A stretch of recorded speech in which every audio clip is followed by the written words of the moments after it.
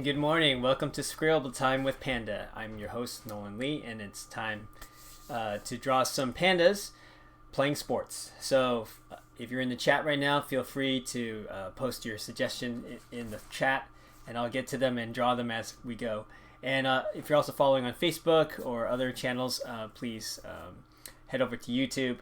It really helps me out with this video just to get it out to other people. So as you know, this is just a live drawing show, but it's also open to any changes. So if you guys would like to see something new, like any teaching or any sort of fun type of content, please let me know and in the comments below after the video is posted to YouTube. So anyways, have a great let's get started.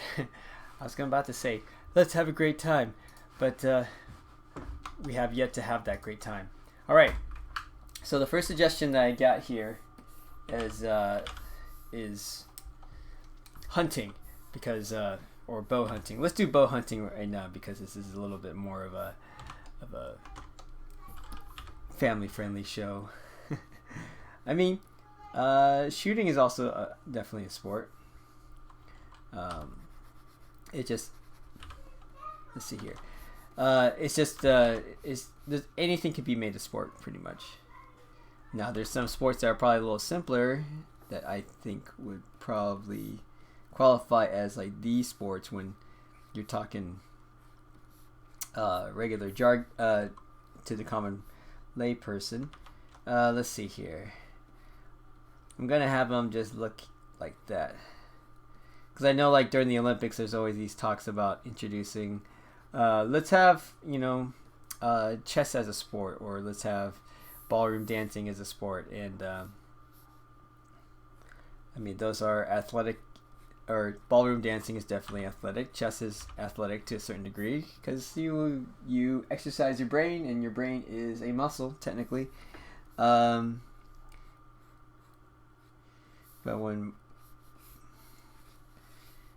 certainly there are plenty.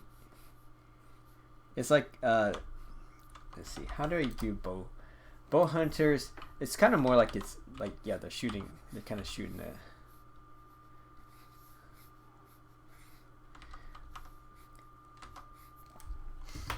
Actually, oh sorry, for some reason I was thinking like crossbow. Because I'm like, I don't really see much of those around, but we'll do kind of we'll do more of like,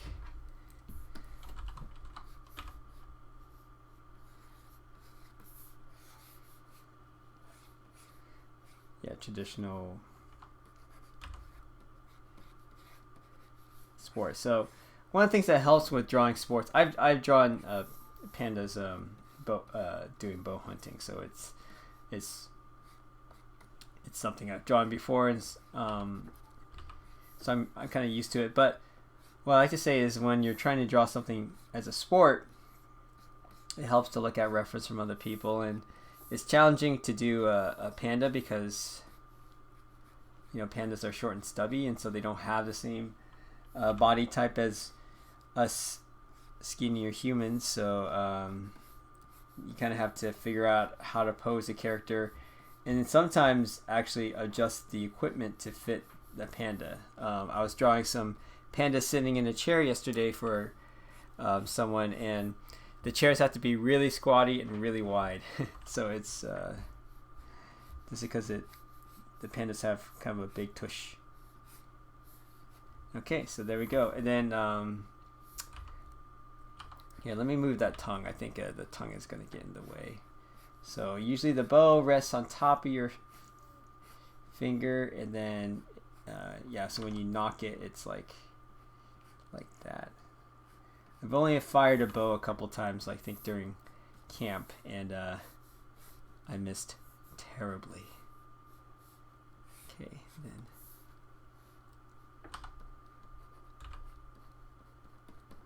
So there's the feather of the arrow.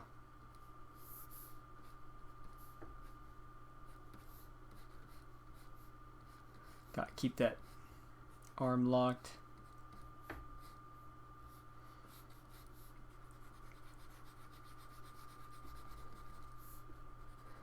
Hey, didn't manage to get the video game characters up yet on my website. So if you go, I mean, these sketches are going to be posted onto punchingpandas.com/Scribble time. So I'll send out a Facebook notice once those are put out. So you can also head to Facebook and then go to facebook.com I think /punchingpanda, and then you can find the link in the description below.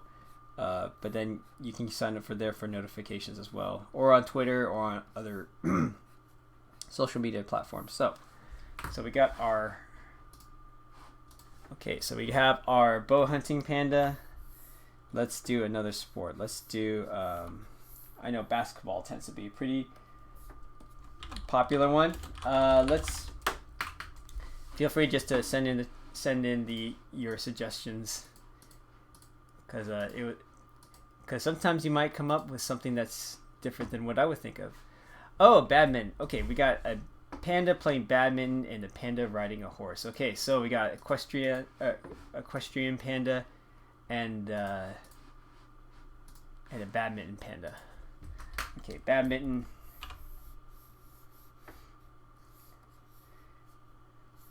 I'm gonna have him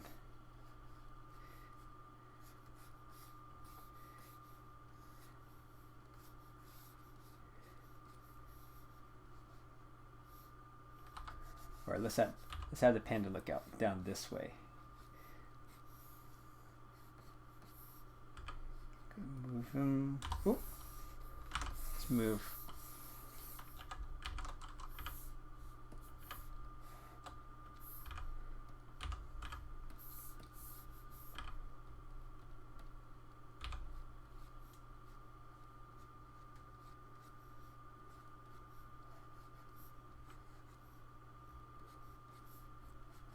So we're gonna have the panda looking down here. So that's why I reposition his face to look down that way. And let's see here.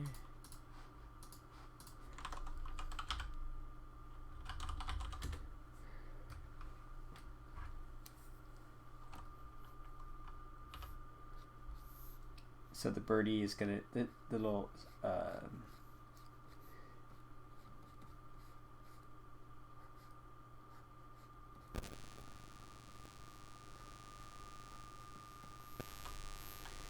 the shuttlecock is right there.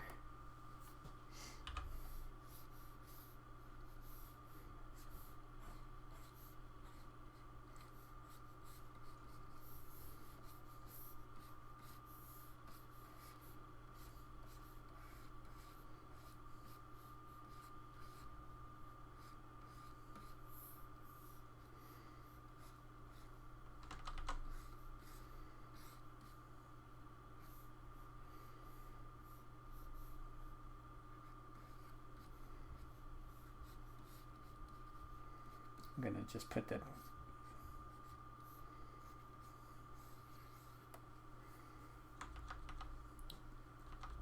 Actually, I'm gonna reposition that. I'm gonna change his hand to be more like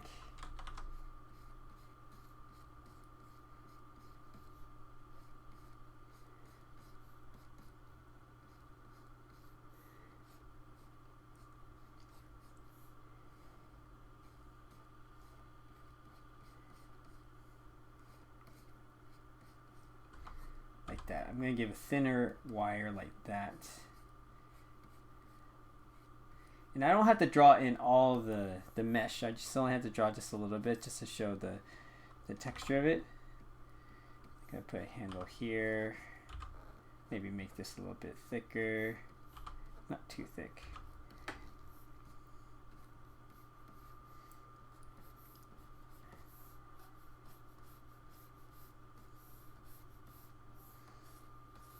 And then we could just go like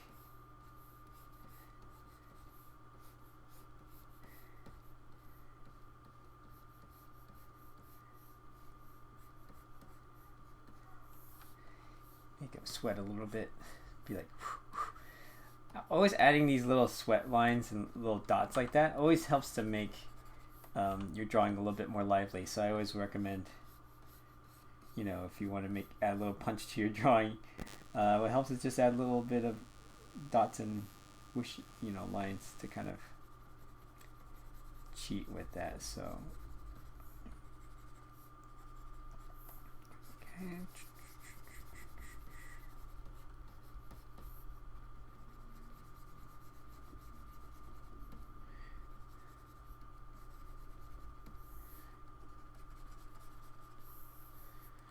Okay, so we have that. We also have an equestrian panda riding a horse. Let's see.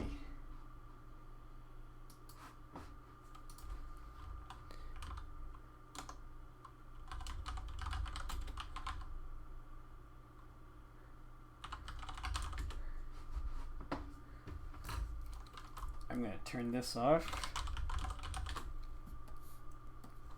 And after this, I'm going to draw, I think I'm going to draw a karate panda. How about that?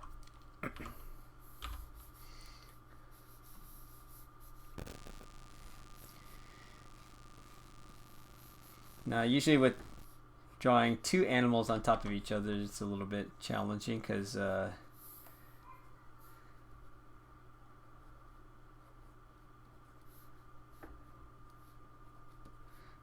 usually have like, I'm gonna give him a helmet like they do back in the day. So if you want to look at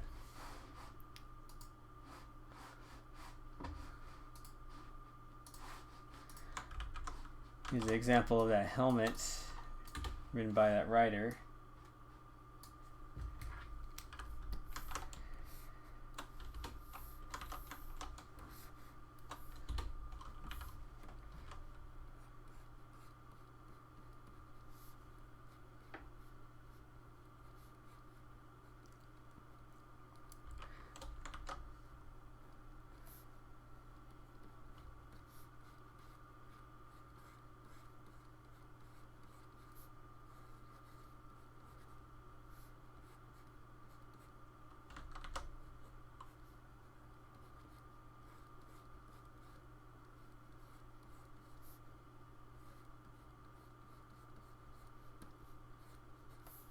Okay.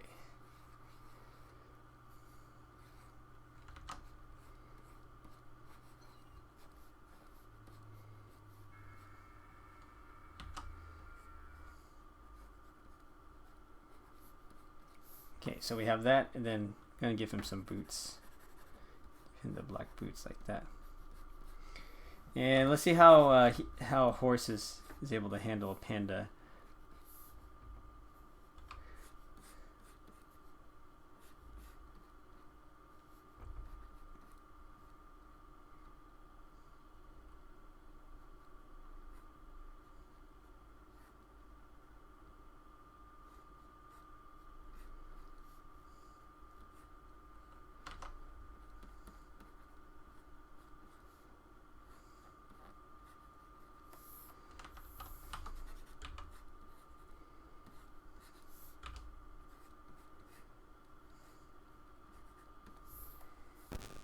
I'm going to turn this. Oh, let me move this over so that you guys have a reference for a horse.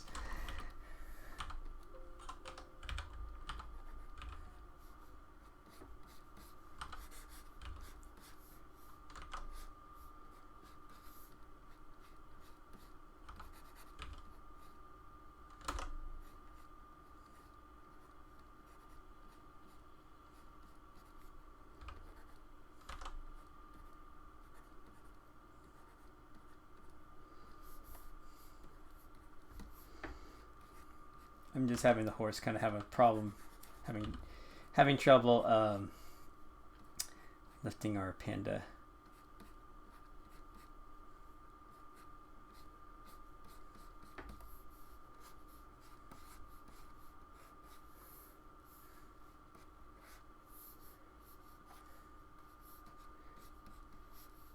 Now horses are pretty powerful animals, so I think they might be able to handle pretty big loads, but I just want to make this horse kind of feel like he's having a hard time with this panda. So kind of show that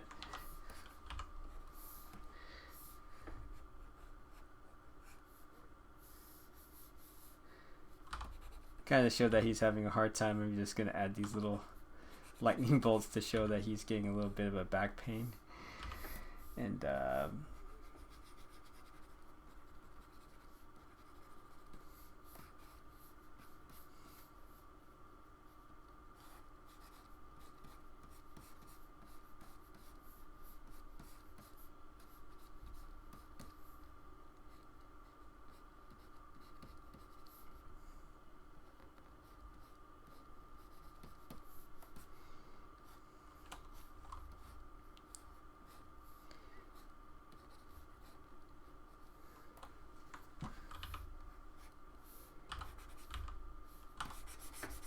see.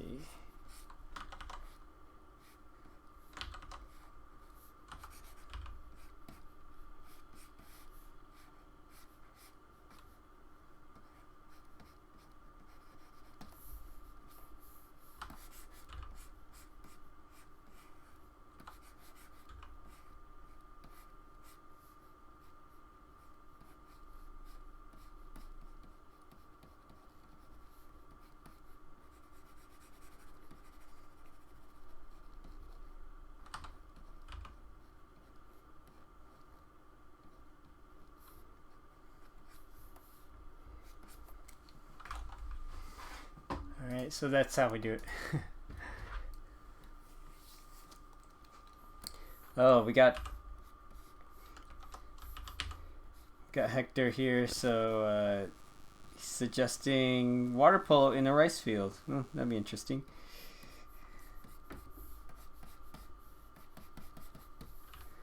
Poor horse. Poor horse.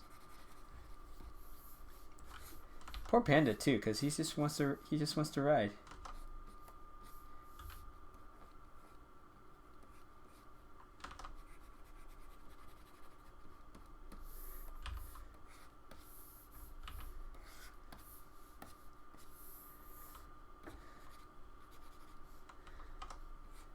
Just gonna give his mane a little bit of a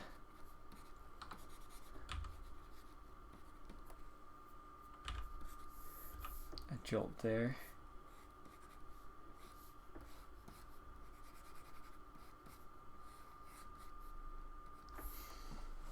Okay.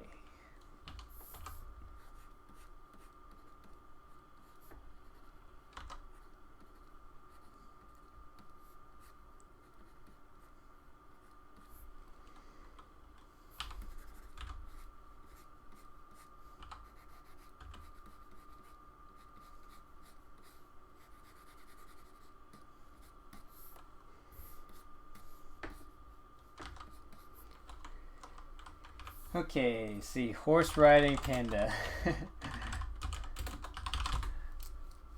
Okay, so next one, I'm gonna do the karate one first, and then we're gonna do a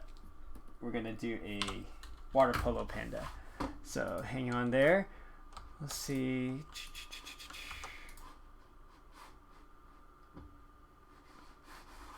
Give me a second. I'm just trying to find a good karate pose so I can just show you how I use reference.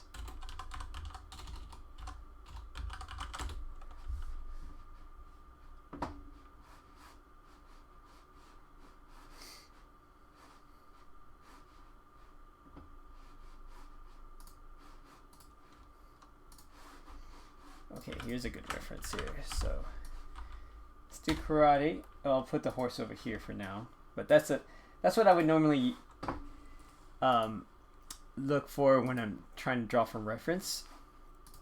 I look at something that has a clear silhouette that you can definitely see. Like if I colored out both of these girls, you're gonna see that, for example, let's just color them out. Like the way that I tell people that their drawings are looking good is one is just the clear outline of how it reads. So if I were to just go like this, where I'm just outlining everything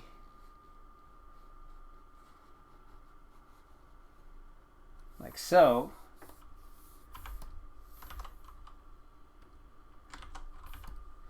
and then take away the picture, it seems like it's pretty clear what's going on there versus if I do this,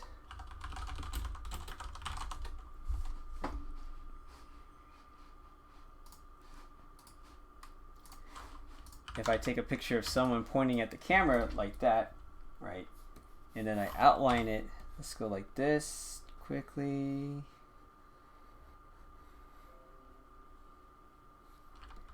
Go like that.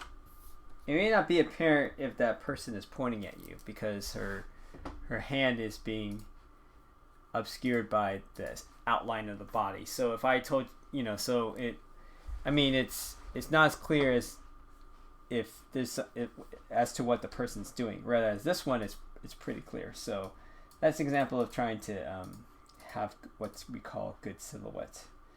So I'm going to bring back that drawing again, and then we're gonna I'm going to go back and draw this. Whoops. Okay, all blue. Let's do all blue for a second. I think that kind of looks a little bit interesting. Let's see. Let's go like that. Yeah. So that makes something feel a little bit different. Question from Hector: what program do you use for placing your reference picture on your screen? I use Photoshop. I'm just cutting. I just go to Google Images. If I'm looking for something and I'm what I do is I just copy and paste right onto a different layer. So that's the program I use for drawing mostly. So it served me well. It's what I learned on, and I don't have a tablet yet, like Procreate, like all of my other artist friends. I'm trying to keep costs low at the moment, as you all are, I'm sure. Okay, so this is similar to our Chun-Li drawing from yesterday, but I just want to show where I got that reference from. I wasn't drawing from this picture exactly yesterday, but I was, I've drawn that kicking pose before, so I wanted to show what that looks like. Okay.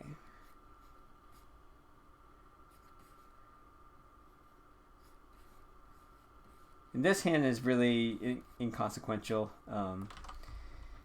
Really, there's not really anything happening here. It's just mainly all in the legs. So if you want to just draw it with the panda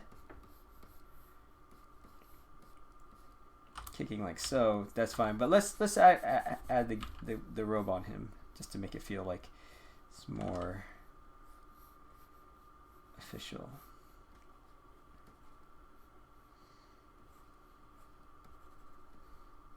Again, if you want to make your drawings feel dynamic, don't make the tassels just straight down, up and down like that. You can always, add some flair to them, like they're being kicked up, so it gives it more of a sense of make them feel more dynamic, make them feel more exciting. So then we're gonna go like this.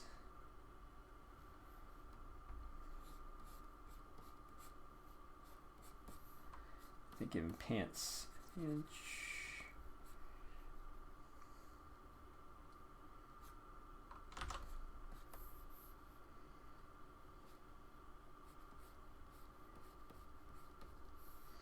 So sometimes I draw my pandas with toes. Sometimes I draw them with just no toes. They're his legs are kind of like cylinders. That's usually the most challenging part of drawing pandas. Sometimes is like when they when I have to draw them bending their legs.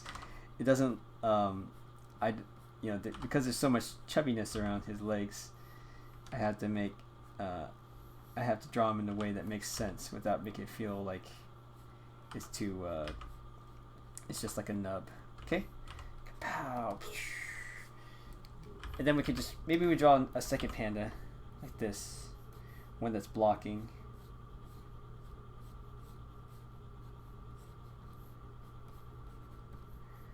Just to show that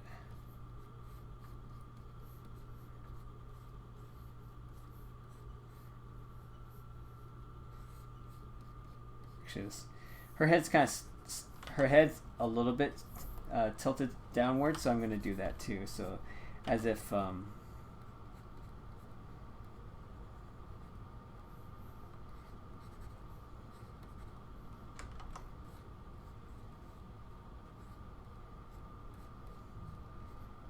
she's going to block with the other hand, like so.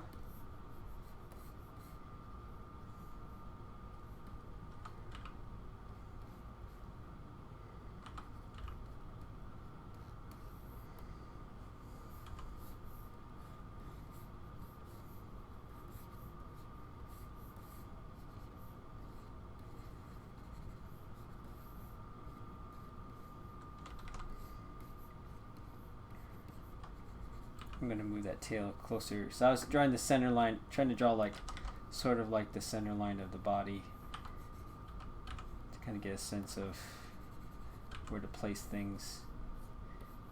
And then this panda can have the pants kind of, so this is an example of like drawing a bent leg, trying to make it and I'll draw a toe sometimes if it feels like it needs that definition.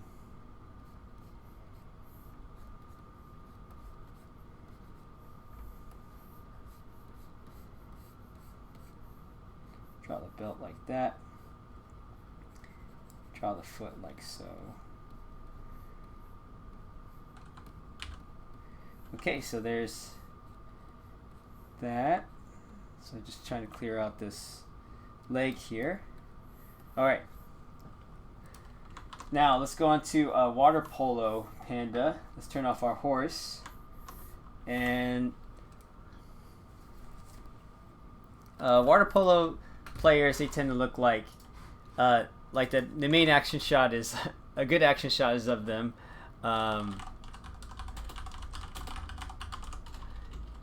Is a good image of them is when they jump out of the water and when they're about to throw the ball.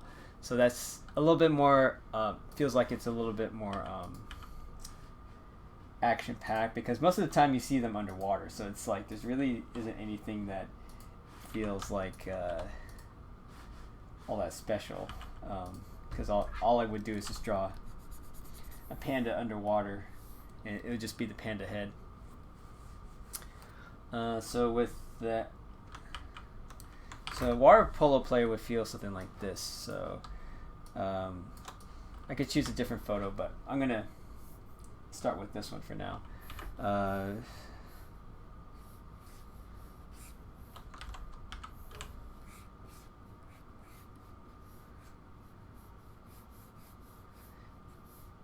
usually they have like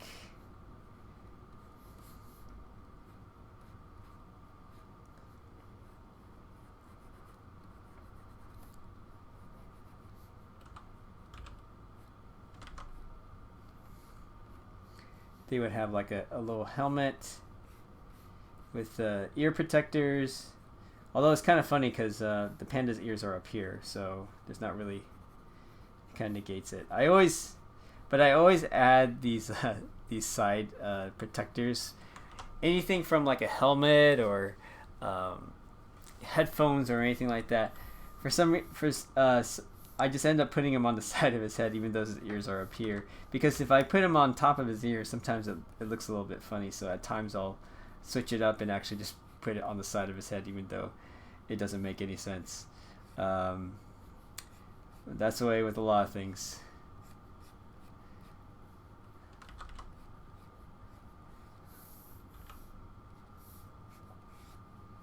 Okay, so gonna have him holding the ball. I'm not sure where the pattern of the stitching comes from for water polo balls, because they're the same stitching as they use for volleyballs. So I always thought like, oh, did they just take volleyballs and just throw them in the water? Like that's how they got volleyballs, but okay, so now here's the part that gets a lot of fun. is when you are drawing water, you don't have to draw every single droplet. But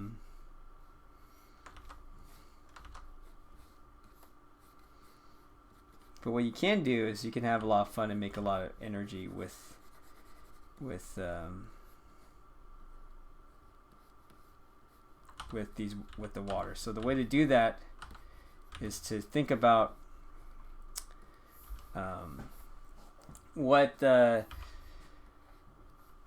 person's doing in the waterfall. So in this case, for example, this guy's he's kind of out of the water already, but I can always, with the panda, I want to make him feel a little bit more like he's just coming out and splashing and being like, so this kind of sells the idea that there's a lot of activity, and then I'll have some splashing behind him, so it looks like he's coming out of the water.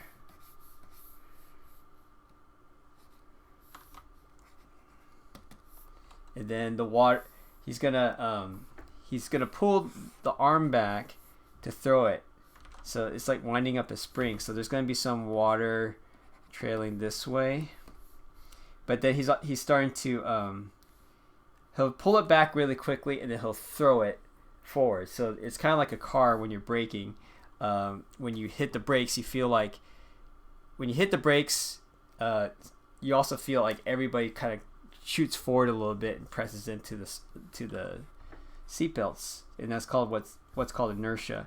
The act that things will keep moving forward until they get until something stops them. So in this case, the water is shooting this way, but then he's going to throw it forward this way, and so he's going to change that direction. So it's going to be like this. So the water is going to kind of follow that pathway. So and the water is kind of stream off of him like that. Sometimes you'll have some trails like this that go. Here, I'm just gonna move it down. I'm gonna turn off the karate pandas for now, and then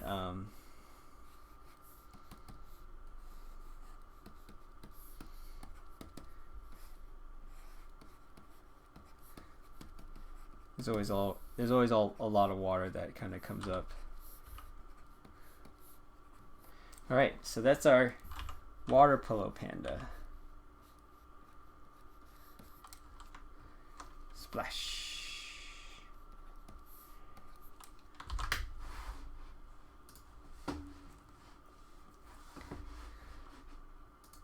Okay, so I'm going to turn this one. Let's do wrestling panda. Okay, professional wrestling panda. Let's do, let's have...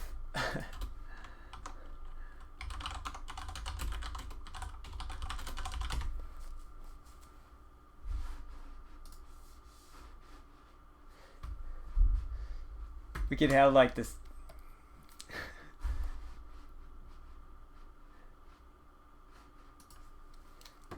Let's do a.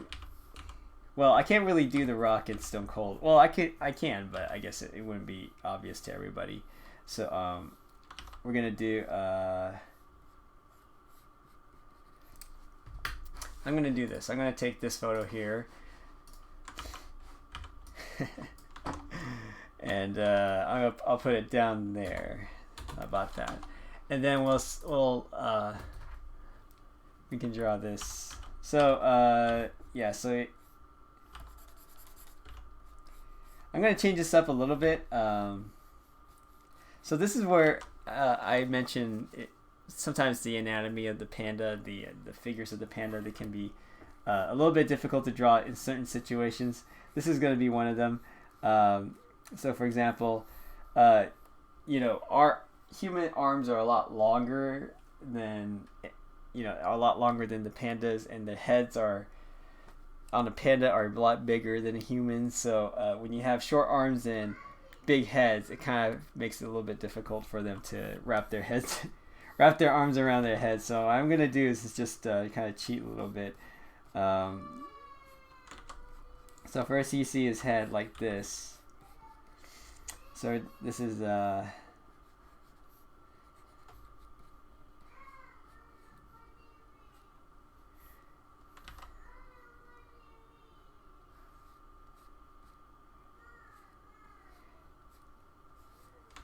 Actually, let's give him a really big expression. Maybe he's like, ah.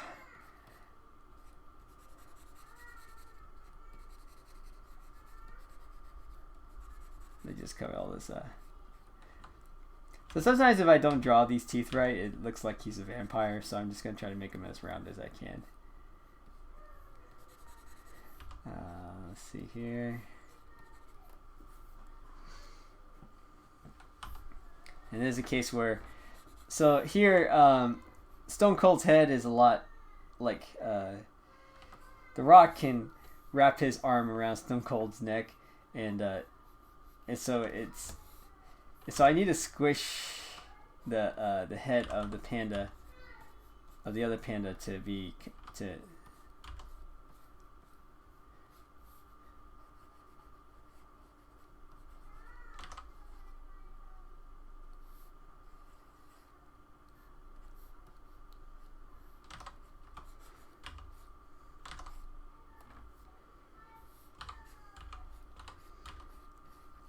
had to squish their heads up together in order to make his arm fit.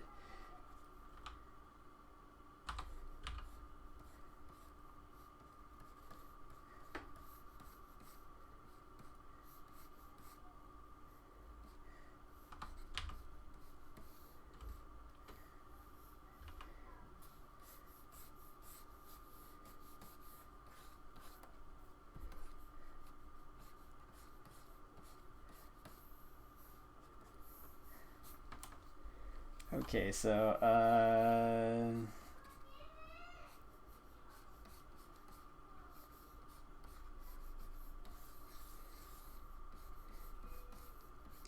basically he's just gonna drop him. The Rock is gonna drop him. Let's put him over there. Let's give him the.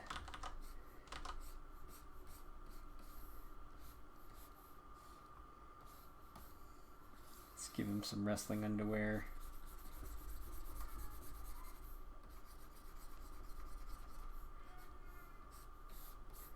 Like so. I'm gonna shade it this way to make it look a little bit different. Okay.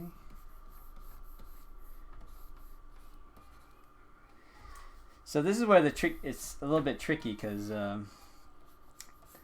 like I said, you want to make sure that the two pandas feel like they're similar shape. Here, let me change.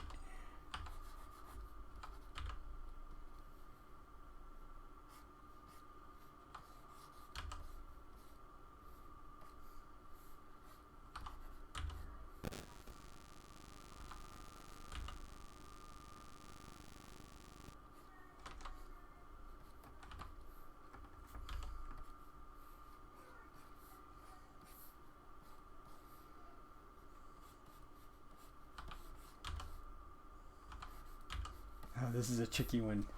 This is a tricky one, Tim. Because he looks a little bit too big. I think this panda looks a little bit too big. So I'm going to size him down just a little bit so that the two of them kind of feel a little bit similar in size. Probably like that. So apologies to those of you who are drawing that you guys don't have Photoshop, but I'm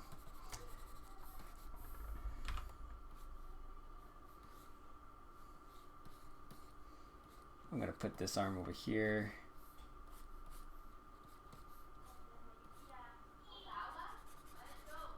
Okay.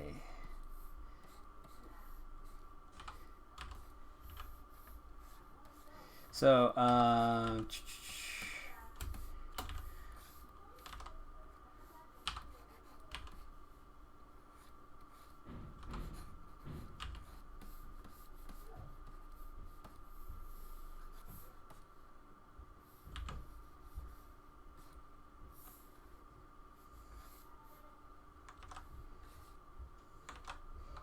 actually, we need to change this part here. Maybe we can have, because this panda's probably like, oh, I gotta get my hand, I gotta get his,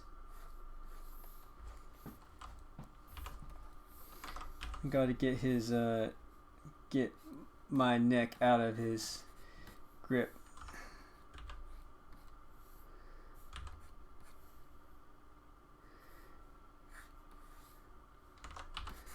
So maybe we change the arm a little bit. This is, yeah, every time I have pandas kind of interacting with each other, those are the hardest things to draw. Because I'm always like, how does this fit in here and how does this fit in there? So if you're wondering why this is taking me so long, it's because this is actually a hard request. At least, well, it's not a hard request. It's just I decided to pick one of the most difficult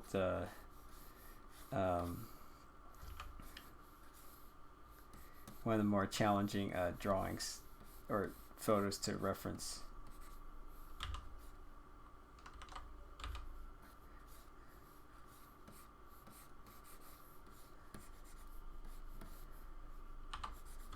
Okay, let me turn off the water polo because I'm going to get in the way of that. So what I'm doing here is I'm trying to figure out a good way to reposition his legs. So this is part of just drawing, and part of what a lot of, I mean, this is the part that I don't enjoy about drawing digitally, is that it gives you the flexibility to do it. So sometimes it doesn't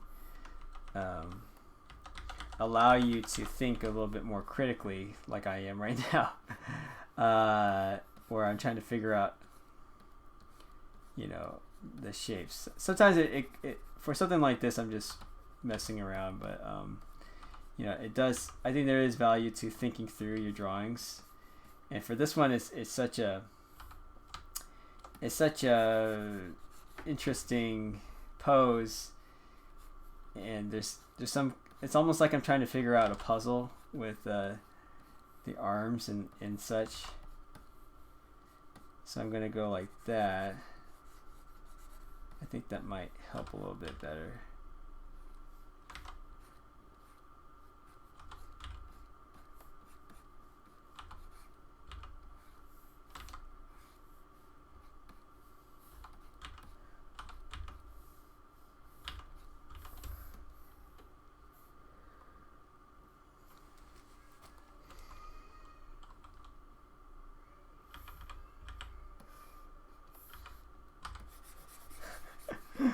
Oh yeah. Here, I'm going to change it like this so that it's going to make it feel like they're both flying through the air. Okay? Like that.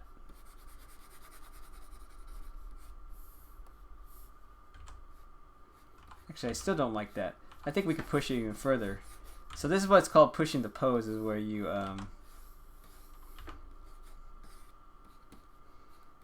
you know, you really, if you feel something's, you can exaggerate a little bit more, take the opportunity to do so, because I think drawing is all about exaggeration. So what I'm going to do here is,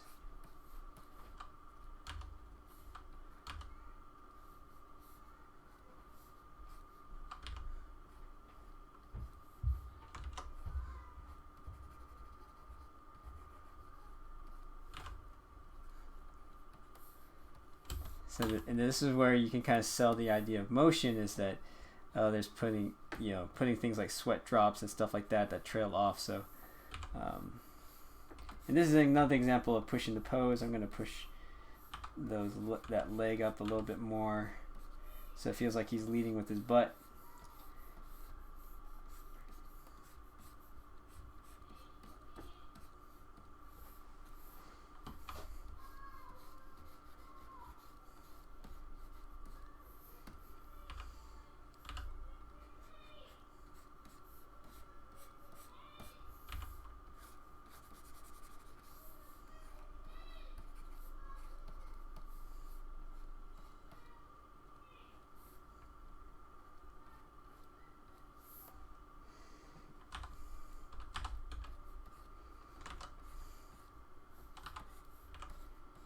Okay.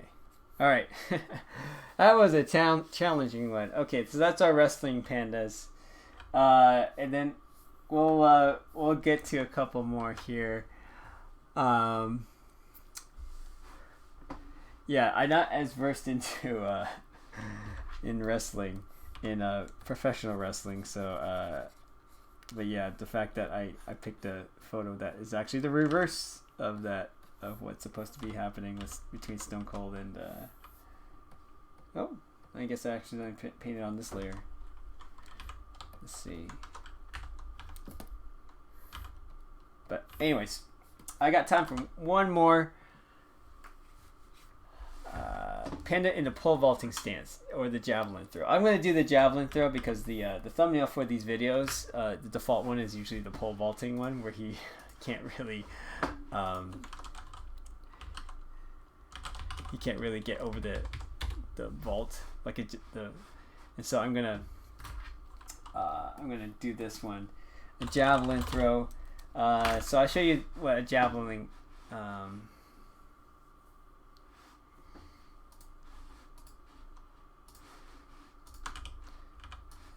So I'll show. So this is what. So I'm only showing the image really small because I think it's important to not always get caught up in the details and to look at the broader pose.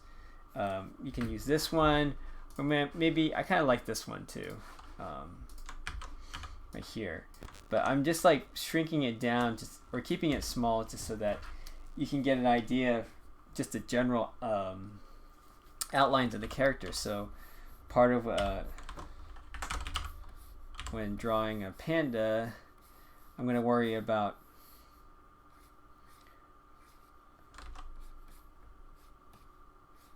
just I'm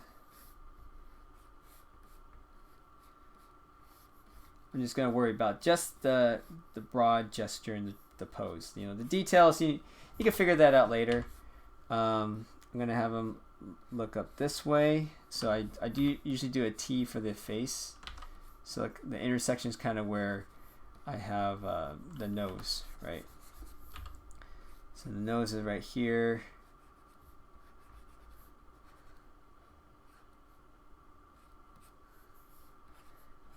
Ears, I'll put the ears here.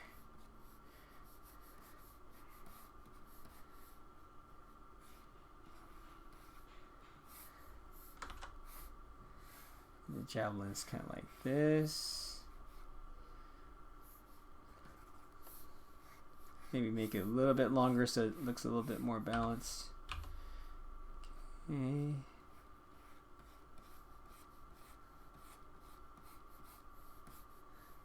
I think I put it out too far actually. Just sit you closer.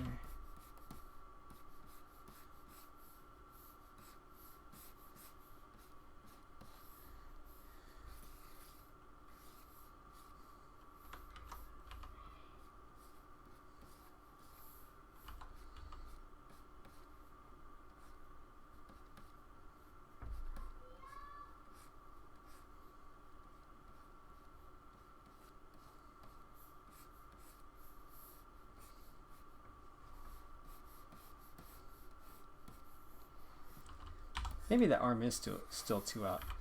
So I always keep adjusting.